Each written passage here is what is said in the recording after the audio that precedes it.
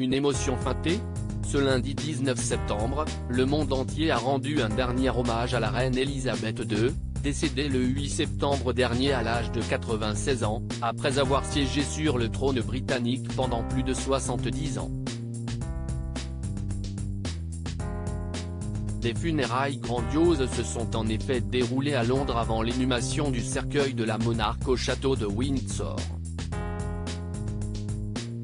Pour cette journée particulière, toute la famille royale s'était ainsi réunie autour du roi Charles III et de la reine consort, Camilla Parker Bowles.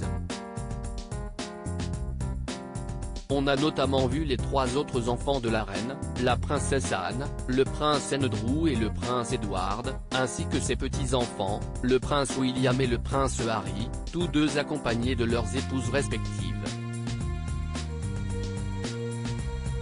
Une famille qui a connu de nombreuses tensions mais qui a semblé ne faire qu'un pour cette journée riche en émotions. Dans un entretien accordé à Madame Figaro, Stéphane Bern garde ainsi l'image d'une famille réunie lors de la cérémonie, notant également la présence de deux des enfants de William, le prince George et la princesse Charlotte. D'après le spécialiste de la famille royale, les quelques signes de tristesse qui ont pu être aperçus durant ces funérailles auraient aussi humanisé la famille royale, citant notamment les larmes du roi, les larmes de son frère, le comte de Wessex. Ça, c'était très touchant. Mais l'animateur de Secrets d'Histoire semble-t-il était moins convaincu par Meghan Markle, qui selon lui n'était peut-être pas sincère dans ses sentiments.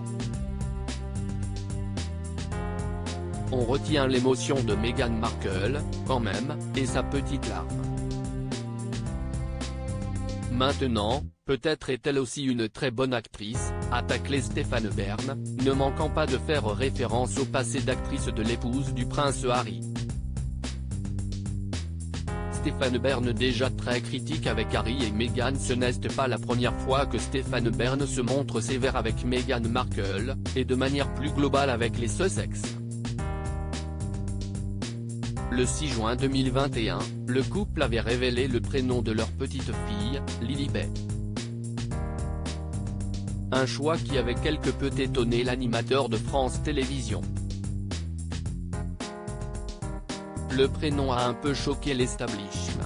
En effet, personne n'appelait la reine Lilibet à part son mari, le prince Philippe, avait-il déclaré auprès de Madame Figaro, avant d'ajouter « Le choix est un peu cavalier, disruptif ». Mais il semble surtout que Stéphane Bern n'a pas apprécié l'exil d'Harry et Meghan aux États-Unis, d'autant que pour lui, les parents d'Archie et Lilibet sont très contradictoires depuis leur départ.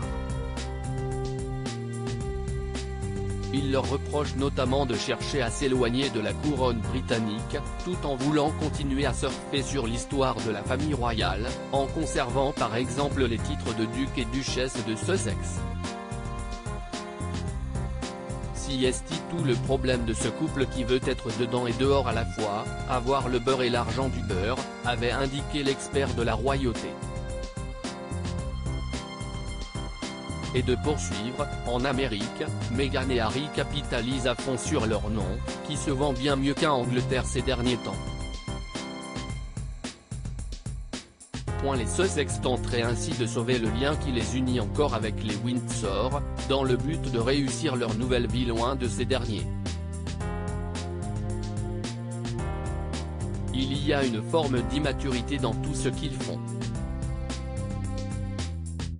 Et ils sont sans doute aussi entourés de gens qui veulent faire du fric sur leur dos, avait conclu Stéphane Bern. À propos de l'auteur, des points ces derniers articles.